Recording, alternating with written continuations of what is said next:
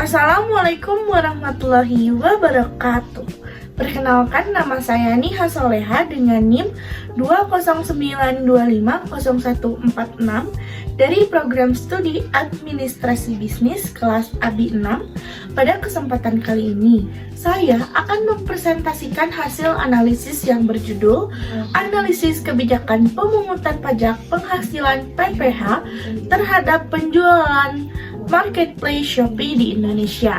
Sebelum masuk ke materi, saya ingin mengajak teman-teman untuk membayangkan kehidupan kita saat ini. Ketika kita ingin membeli pakaian, membeli sepatu, alat elektronik, bahkan makanan, kita tidak perlu lagi pergi ke toko. Kita cukup membuka aplikasi Shopee, memilih barang yang ingin diinginkan, melakukan pembayaran, kemudian menunggu barang diantar ke rumah. Begitu juga bagi penjual. Sekarang, siapa saja bisa membuka toko online tanpa harus memiliki toko fisik. Hal ini tentu memberikan banyak kemudahan bagi masyarakat. Namun, di balik kemudahan tersebut muncul pertanyaan, apakah transaksi jual beli online juga dikenakan pajak seperti transaksi di toko biasa? Nah, pertanyaan tersebut menjadi alasan mengapa saya memilih topik ini. Pada presentasi ini, saya akan menjelaskan bagaimana kebijakan pemerintah mengenai pemungutan pajak penghasilan terhadap penjual di Marketplace Shopee, mulai dari latar belakang, manfaat, hingga hasil analisisnya. Sebelum saya mulai, saya ingin bertanya nih kepada kalian semua, siapa di sini yang pernah berbelanja atau bahkan berjualan di Shopee? Nah, hampir semua dari kita pasti pernah menggunakannya. Pernahkah kita berpikir, apakah transaksi juga dikenakan pajak? Itulah yang akan saya jelaskan pada presentasi kali ini. Kita semua tahu bahwa saat ini belanja online sudah menjadi bagian dari kehidupan sehari-hari. Mulai dari membeli pakaian, makanan, hingga kebutuhan rumah tangga, semuanya bisa dilakukan melalui Shopee. Namun, semakin banyaknya transaksi digital, semakin besar pula tantangan bagi pemerintah dalam mengawasi perpajakan. Oleh karena itu, pemerintah menerapkan kebijakan pemungutan pajak penghasilan bagi penjualan marketplace agar transaksi menjadi lebih transparan dan penerimaan negara juga dapat meningkat. Sebelum membahas lebih jauh, kita perlu memahami beberapa teori yang menjadi dasar penelitian ini. Menurut Margiasmo, pajak merupakan iuran wajib masyarakat kepada negara berdasarkan undang-undang yang digunakan untuk membiayai kepentingan umum. Artinya, pajak merupakan sumber utama pendapatan negara yang nantinya digunakan untuk pembangunan. Kemudian, menurut Clutter and Glitter, perkembangan teknologi telah mengubah sistem pemasaran dari cara konvensional menjadi marketplace digital. Perubahan tersebut membuat proses jual beli menjadi lebih cepat, efisien, dan bahkan dapat dilakukan dari mana saja. Sedangkan menurut Gunadi, digitalisasi ekonomi membuat pemerintah harus memiliki sistem perpajakan yang mampu mengikuti perkembangan transaksi elektronik. Jadi, teori-teori tersebut menunjukkan bahwa perkembangan teknologi harus diimbangi dengan sistem perpajakan yang modern. Hal ini tentu membuat pemerintah perlu menyesuaikan sistem perpajakan agar sesuai dengan perkembangan zaman. Nah, selanjutnya mari kita lihat bagaimana kebijakan ini diterapkan sih. Nah, yang perlu dipahami adalah pemerintah bukan membuat pajak baru, melainkan menyempurnakan sistem pemungutan pajak yang sudah ada.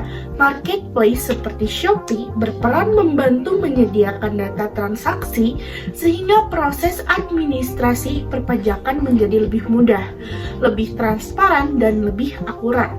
Nah, Jadi, yang berubah itu bukan jenis pajaknya ya, tetapi cara pengawasan yang kini lebih modern melalui sistem digital.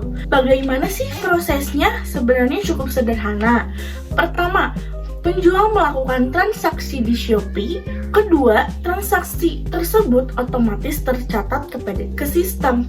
Ketiga, data transaksi digunakan sesuai ketentuan perpajakan. Jika penjual memenuhi syarat, maka dilakukan pemungutan pajak sesuai aturan. Setelah itu, pajak disetorkan kepada negara dan penjual tetap melaporkan hasilnya melalui SPT tahunan. Nah, kebijakan ini tentu memberikan manfaat bagi berbagai pihak. Contohnya bagi pemerintah, penerimaan negara meningkat dan pengawasan pajak menjadi lebih mudah. Sedangkan bagi pelaku usaha, pembukuan menjadi lebih rapih sehingga usaha terlihat lebih profesional. Bahkan, usaha yang administrasinya baik biasanya akan lebih mudah mendapatkan pinjaman dari bank maupun menarik kepercayaan konsumen. Walaupun memiliki banyak manfaat, tentu masih ada beberapa tantangannya. Yang pertama adalah masih banyak pelaku UMKM yang belum memahami cara menghitung pajak. Yang kedua, pembukuan usaha masih sederhana sehingga seringkali sulit membedakan keuntungan dan modal. Selain itu, perkembangan teknologi juga sangat cepat sehingga pemerintah harus terus memperbaharui sistem perpajakannya. Lalu, bagaimana dampaknya bagi penjual Shopee? Di satu sisi, penjual menjadi lebih disiplin dalam mencatat transaksi dan mengolah keuangan usahanya dengan baik. Namun, di sisi lain, bagi penjual yang belum memahami aturan perpajakan, kebijakan ini tentu memerlukan proses penyesuaian. Nah, berdasarkan analisis yang saya lakukan, saya berpendapat bahwa kebijakan ini merupakan langkah yang tepat dalam menghadapi perkembangan ekonomi digital.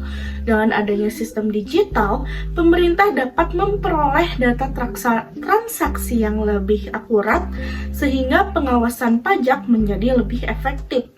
Namun, keberhasilan kebijakan ini tetap membutuhkan kerjasama antara pemerintah, marketplace, dan pelaku usaha.